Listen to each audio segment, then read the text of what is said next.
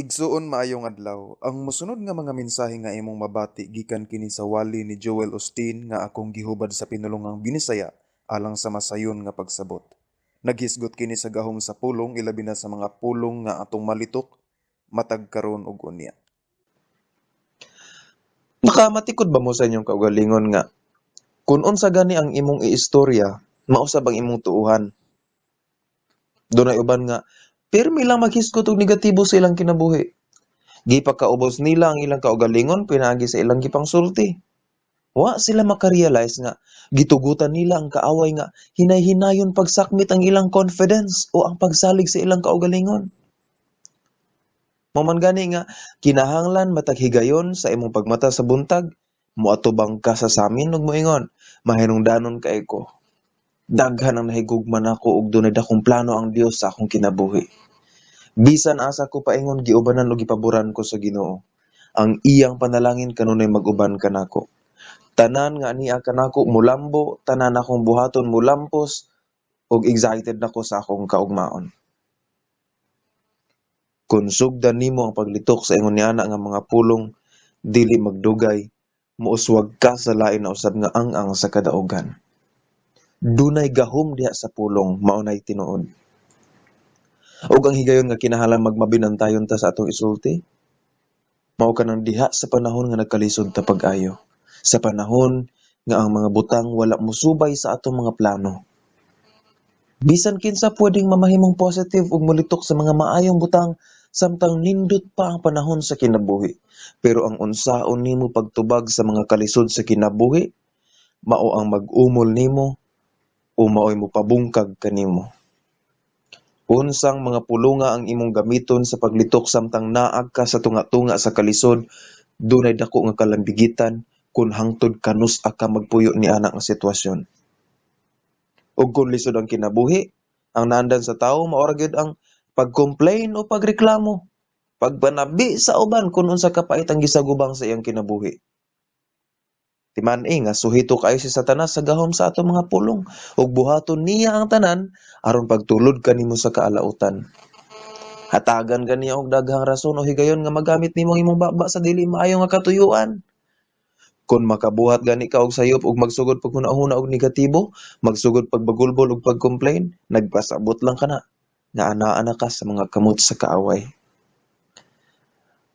Matag higayon kinahanglan nga bantayan nimo ang imong isulti, labi na diha sa kasamok.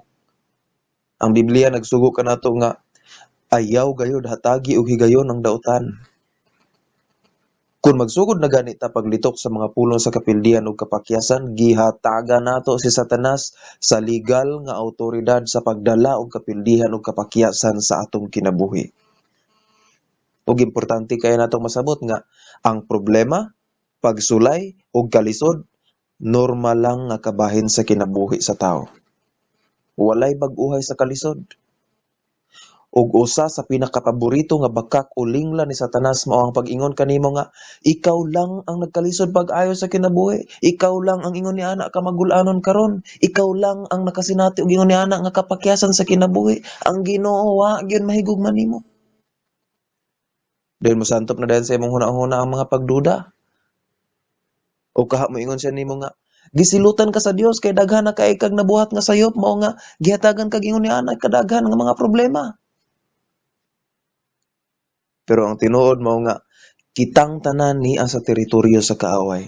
Ang Biblia nag-ingon nga si Satanas mao ang Dios niining kalibutana. Og samtang buhi pa ta aning kalibutana kinahanglan nga makigbisog ta sa atong pagtuo.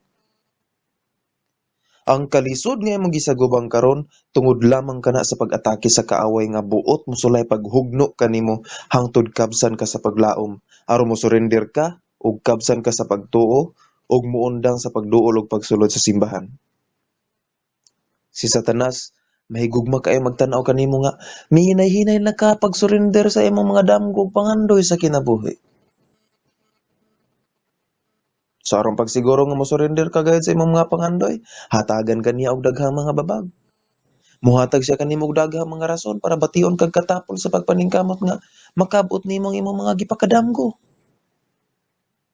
Pero ang tinuod nga yawi o taming aron ang iya mga plano mosumbalik og magpahilo ka pa kaniya, Mao lamang ang pagtan-aw ug pag-isip sa imong mga babag, isip kahigayunan sa imong pag-uswag. Ang kalisod nga imong gisagubang karon dunay abilidad o kakayahan sa paghatod kanimo ngadto sa bag-o ug mas malambuon nga ang sa kinabuhi. Wa gipakasala sa Dios ang problema pero gigamit niya kini aron pagsukod kung unsa kadako ang imong pagtuo. Ug dili motugot ang Dios nga dunay problema nga moabot sa imong kinabuhi gawas kon doon na siya Dios nun nga katuyuan ni anang problema. Buot niya nga magsilbing tulay ang mga problema nga gihatag sa kaaway kanimo aron pagpalatas kanimo ngadto sa pikas tampi sa kadaugan. Pero nagdepende sab kini sa imong kinaiya. Nagdepende kini kung unsa ang imong isulti unya sa panahon sa imong kalisod. Nahimo ba kang masuk-anon, saputon o gimahayan ng Dios? Nagbagulbol ba ka o kanunay nga nagreklamo? O nisalig ka ba kaha sa Dios? Sa Marcos 4, miingon si Jesus sa iyang mga tinun-an, manabuk kita sa lanaw. Sayri nga, ang Dios, dunay Dios nung katuyuan diha sa iyang mga tinun-an. Siguro kadto nga mga tinun-an, excited gyud nga mukuyog bang kaniya tungod kay Dios gud siya. Excited sila nga mukuyog pagtabok aron makakita sila kung unsa kanindot ang hitsura sa lugar nga tuwa sa tabok sa lanaw nga wala pa nila sukad maadto eh. Pero matod pa diha sa Biblia, samtang naglayag na sila, usa ka makalilisa nga unos ang miabot ug naghuna-huna sila nga malunod na ang ilang gisakyan nga sakayan og silang tanan mga matay. Now, balansiya ra gud pag-ayo. Naa sila sa insakto nga katuyuan sa Ginoo sa ilang kinabuhi pero giabot hinuon sila og unos. Gituman nila ang buot ipabuhat ni Jesus pero nahisugamak hinuon sila sama ni adto ka makalilisa nga katalagman.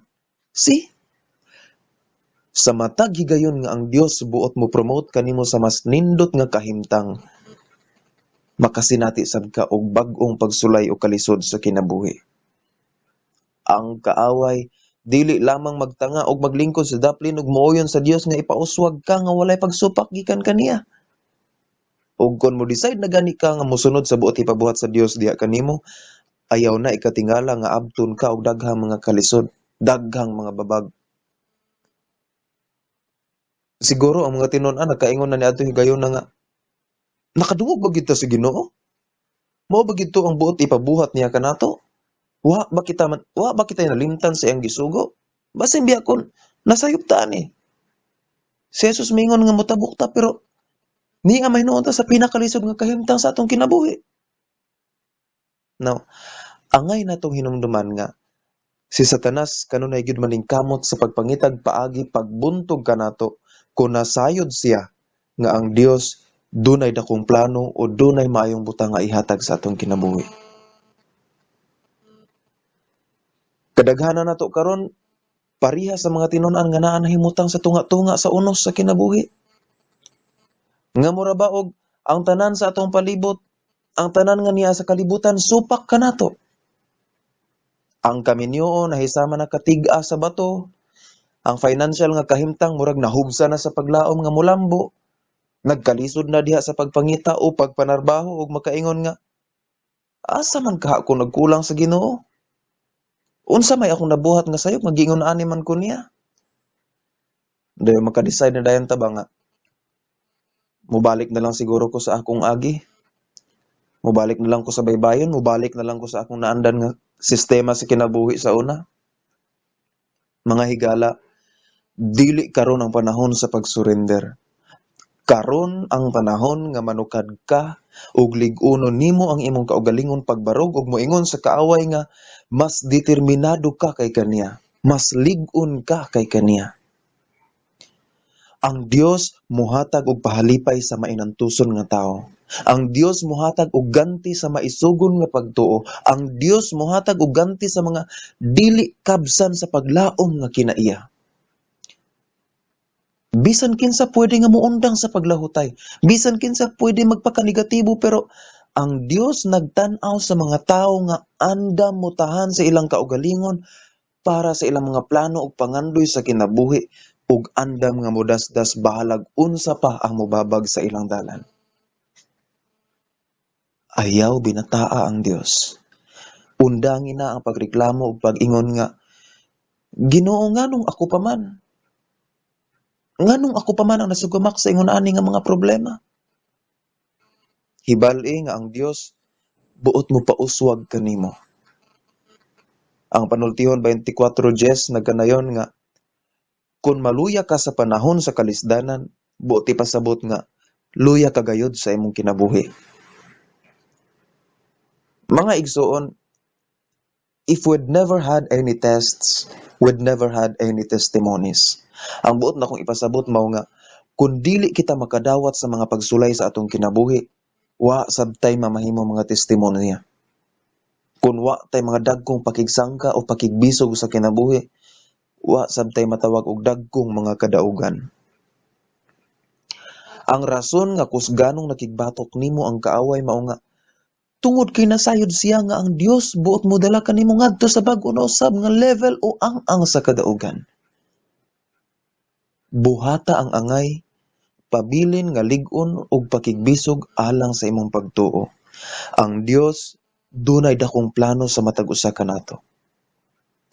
Pero ang katumanan sa maong plano moabot lang kun kita mo pailob, mulahutay ug musugakod gayon. Matud pa ni San Pablo sa 1 Corinto 16:9, dunay dakong kahigayonan dinhi alang sa mapuslanong buhat bisan pa man sa daghang mga kaaway. Matnguni nga, kung dunay dakong kahigayonan, dunay nagbabag nga dakong kalisdanan. Ug kung dunay dakong kalisdanan, luyo niini dunay dakong kahigayonan. Ug kung anaa ka karon sa unos sa kinabuhi, kinahanglan magmatngon ka sa imong isulti ug ayaw tuguti nga dunay negatibo o makadaot nga pulong nga mugula sa imong bakba. Matud pa sa panultihon 18:21, ang imong isulti makaluwas o makalaglag sa imong kinabuhi. Busa kinahanglan nga andam ka sa pagdawat sa matag bunga niini. Nagmugna ka og usa ka kalibutan pinaagi sa imong pulong ug kinahanglan puy-an nimo kini. Ayaw paghisgot sa problema. Hisguti hinuon ang sulbad niini. Ang Biblia nagtudlo kanato nga magpakasama kita sa Dios. Ug paunsa ba gisulbad sa Dios ang problema? Giunsa ba niya pagdala ang mga kalisod? Diha sa Henesis 1, naghisgot kini kun giunsa sa Dios paghimo ang langit ug ang yuta. Pero ang bersikulo 2 nagingon, ang kalibutan hawang ug walay hitsura. Ang kadagatan gitabunan sa kangitngit. Unsa gibuhat sa Dios samtang nagatubang siya sa maong sitwasyon nga hawang, walay hitsura ug puro kangitngit. Ug ang bersikulo 3 nagingon, ug ang Dios miingon, mutungha ang kahayag. Sa kasayon gibungat lang sa Dios ang solusyon. Gimanduan sa Dios ang kahayag nga moabot. Wa maghisgot ang Dios kun unsa ka maot ang kangitngit. Wa siya maingon nga di gyud ko maghimpos ani nga sitwasyon. Mabuang ko ani nga kangitngit. David ali din Michael, tanawa ra gud ni nga kangitngit. Ang Dios wala mo puyo diha sa problema. Wa niya hisguti ang problema o gipanabi sa uban. Wa siya magbagulbol o magreklamo kung unsaon pagpuyo diha sa kangitngit. Gibungat lang niya ang solusyon, gimanduan ang kahayag nga moabot, ug miabot ang maong kahayag nga mulatas 196 miles per second. Higala, kung buot ka nga mausab ang tanang butang, buhata ang sama sa gibuhat sa Dios. Ugaling dunay luna sa imong kinabuhi karon nga hawang, ngit-ngit ug walay hitsura, puno sa kalibog. Ang pinakamaot nga butang nga imong mahimo mao ang paghisgot mahitungod niana. Kung paunsa nimo gidayeg ang imong problema, kapila nimo kini balik-balika paghisgot, mas mudako pa hinuon kini ug mas mag-antos ka hinuon niini sulod sa mas taas nga panahon. Ayaw paghisgot sa problema. Hisguti ang solusyon. Ayaw tungluha ang kangitngit sa imong kinabuhi, mandugi hinuon ang kahayag nga modan-an. Si Jesus miingon sa Marcos 23, Bisan kinsa ang moingon sa usa ka bungtod nga maalsa ka o mabalhin ngadto sa dagat og dili magduha-duha sulod sa iyang kasing-kasing ug nagtuo nga mahimo ang iyang gisulti, matuman gayud kini. Sugdi ang pagpakig-istorya sa inyo mga nagbungtod na nga mga problema. Sugdi ang pagpakig-istorya sa inyo mga nagkadaiyang babag sa kinabuhi. Ang uban kanato kanunay nga nag-ampo, mahitungod sa usa ka sitwasyon. Maayo ka na. Adunay panahon sa pag-ampo apan aduna po'y panahon sa pagsulti. Dili paigo ang pag-ampo lamang. Kinahanglan nga masayod sab kita unsaon pagpakigsulti sa atong mga negatibo nga sitwasyon. Ang Biblia nag-ingon, "Let the weak say I am strong. Let the poor say I am rich. Let the oppressed o ang mga gibugatan mo ingon nga I am free. Let the sick say I am healed." Sugdan nato pagtawag ang mga panalangin para sa atong kinabuhi. Gamito nato ang atong baba sa pagtawag sa solusyon sama sa gibuhat sa Dios sa pagtawag niya sa kahayag. Sa dihang nagtindog si Jesus sa lubnganan ni Lazaro, miluhod siya og nag-ampo. Pero sayod ba mo nga, kadtong pag-ampo lamang wa makapabangon ni Lazaro gikan sa iyang lubnganan. Doon na pay lain nga gibuhat si Jesus. Mitindog siya ug sa kusog nga tingog bisinggit sa pagingon, "Lazaro, gula nga ri." Sa iyang pagsulti niini, migula si Lazaro sa lubnganan bisan kun patay na siya sulod sa 4 ka adlaw. Sama ni ana, kinahanglan ka usab nga makig-istorya sa imong patay na nga mga damgo ug pangandoy sa kinabuhi. Kinahanglan ka nga makig-istorya sa kangiog karon sa imong kinabuhi. Ang pag-ampo ug ang paglitok sa mga pulong nga positibo mao ang labing maayong puhunan sa kinabuhi sa tawo. Ipadayag nato ang atong mga panginahanglan ngadto sa Dios nga man pinaagi sa pag-ampo. Og diha sa Biblia gitudloan kita nga gamito nato ang atong baba sa paglitok og mga pulong sa kadaugan. Pero kadaghanan sa nahitabo, gikontra nato ang atong pag-ampo pinaagi sa atong mga gipang-istorya.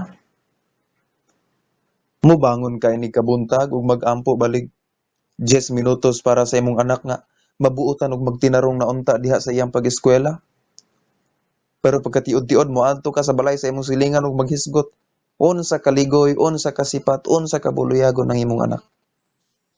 Nga wa siya nakatunan sa eskwelahan kundi puro lamang kabuang nga ambot unsa kahay sulod sa iyang utok. Mas maayo na lang siguro nga paundangon na lang sa pagpa-eskwela.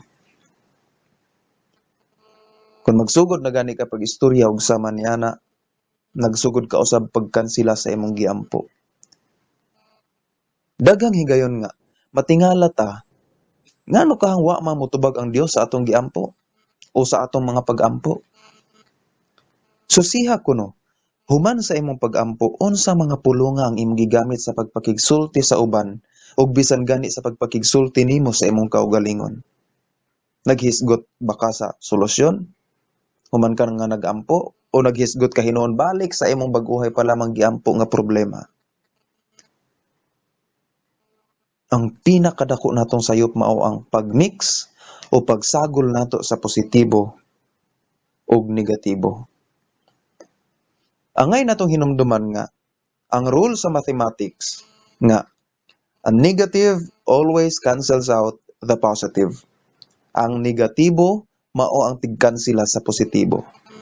Now, mag-ampo kag balig usa ka oras dahil magtabi kag bisan balig 5 minutos lang paghisgot sa imong mga pagduda o kakulang sa pagsalig. Gisayang lang nimo ang tanan nimong giampo. Nakamatikod ba mo sa Old Testament sa sugilanon sa kinabuhi ni Daniel? Sa higayon nga siya nag-ampo, ang Dios nag-release dayon sa iyang anghel nga nagdala sa tubag sa maong pag-ampo.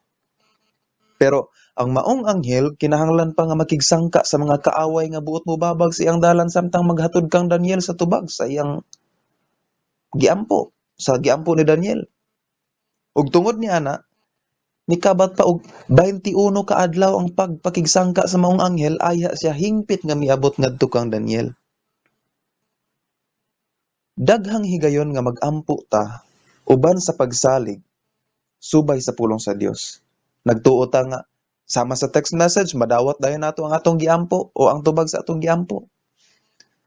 Ug ang Dios sama sa iyang gihimo para kay Daniel, automatic mo release po dayon sa iyang anghel aron paghatod sa tubag sa atong pagampo. Pero paglabay sa mga adlaw, tungod lagi kay wa tay nakitang dinalian nga resulta o kausaban, wa tay nakitang dinalian nga tubag gikan sa Ginoo, gitugutan na dayon nato nga magsugod kaluya ang atong pagsalig sa Dios. Magsugod na dayon ta pag-complain, magbagulbol ug moingon nga ambot lang, wa man ko nakitang kausaban. Wa ko masayod ko naminaw ba nako ang Ginoo? Wa ko masayod kon makalingkawas ba ko ani nga kalisod? Wa ko masayod kon doon na pa ba'y paagi sa kasulbaran aning problema? Sa dihang magsugod ta paghisgot ug ingon ana ka negatibo nga mga pulong, tawgon sa Ginoo ang iyang anghel bisan kun hapit na unta kini moabot kanimo og ingnon. Kadyot lang, balik ko na dinhi. Nausob na ang iyang hunahuna. Nawad-an na siya pagsalig nako, wa na siya mutuo nga kaya nako ang pagtabang kaniya. Pamatia ra gud unsa iyang gibagulbol. Igsuon, daghang higayon nga gisayangan nato ang daghang maayong butang nga buot ihatag sa Dios kanato pinaagi sa atong pagmix sa negative ug positive. Kung nagtuo ka sa Dios nga makahatag kanimo sa imong gikinahanglan, isipa nga ang anghel nagpadulong na nimo ug nagdala sa tubag sa imong gipangayo. Ayawad-a ang paglaom, ayawad-a ang imong pagsalig, ayaw kaluya ug ayaw pagsurrender. Quit talking to God about how big your mountains are and start talking to your mountains about how big your God is. Ang buot na akong ipasabot mao nga undangi ang pagsumbong sa Dios mahitungod sa kung unsa kadagko ang imong mga problema. Hinunua, sugdi hinuon ang pagpakigstorya sa imong mga problema mahitungod sa kung unsa kadako ug kagamhanan ang imong Dios. Huna-huna, unsa kanindot ang gibuhat ni David samtang nakigsangka siya ni Goliath? Wa siya nagbagulbol, wa siya nagreklamo nga, Lord, ngano man ni nga sa akong kabatanon gitagaan man ko nimo gingon ani kadako nga problema. Wa siya nagpagapo sa kamaturan nga katuluon pa siya kabahin ikumpara sa gidak-on sa higanting si Goliath. Wa siya magpagapo sa kamaturan nga si Goliath usa ka sundalo nga hanas banggiitan ug gikahadlukan sa tanan samtang siya usa lamang ka magbalantay sa karnero. Wa siya nag-focus sa imposible nga mahitabo sa iyang atubangan kundi nag-focus hinuon siya sa posibilidad nga pwede ikahatag sa Dios diha kaniya. Sa pagkakita ni Goliath kung unsa kabatanon ug gamay si David, misugod siya pagkatawa og mingon nga, "Iro bagod ko nga kinahanglan lang hadlokon og bunal." Pero gitutukan siya ni David og gitubag, "Miduol ka kanako dala ang espada ug bangkaw, apan ako makigsangka kanimo sa ngalan sa Ginoo nga labing gamhanan." Pamatia ang iyang mga pulong sa pagsalig. Pamatia ang mga pulong nga iyang gilitok. Maingon siya, niining adlaw itugyan ka kanako sa Ginoo og patyon ko ikaw ug ipakaon ang imong unod sa kalanggaman. Ingon ni adto ka masaligon nga mga pulong ang kinahanglan sab nimo ibungat sa panahon nga makigsangka ka sa imong mga problema. Kung nag-atubang kag daghang mga kalisod sa imong dalan, ipadayag ang imong pagtuo sa pag-ingon, mas gamhanan siya nga niya kanako kaysa kaniya nga niya sa kalibutan. Undangi na ang pagreklamo mahitungod sa imong kakabos ug kawadon, ug sugdi ang paghupot sa pagsalig ug paglitok nga ang Dios mao'y maghatag sa akong mga gikinahanglan ug kadagaya. Igsuon, dunay milagro diha sa imong dila. If you want to change your world, you've got to start by changing your words. Kung buot ka nga dunay kausaban sa imong kalibutan, sugdi kini diha mismo sa imong mga pulong. Ang mga pulong lamang sa pagsalig ug kadaugan mao'y gamita sa pagpuyo sa imong kinabuhi. Ug ang Dios maghatag kanimo labaw pa sa imong gikinahanglan ug magpuyo kang madaugon sa kinabuhi kay kini angay man kanimo.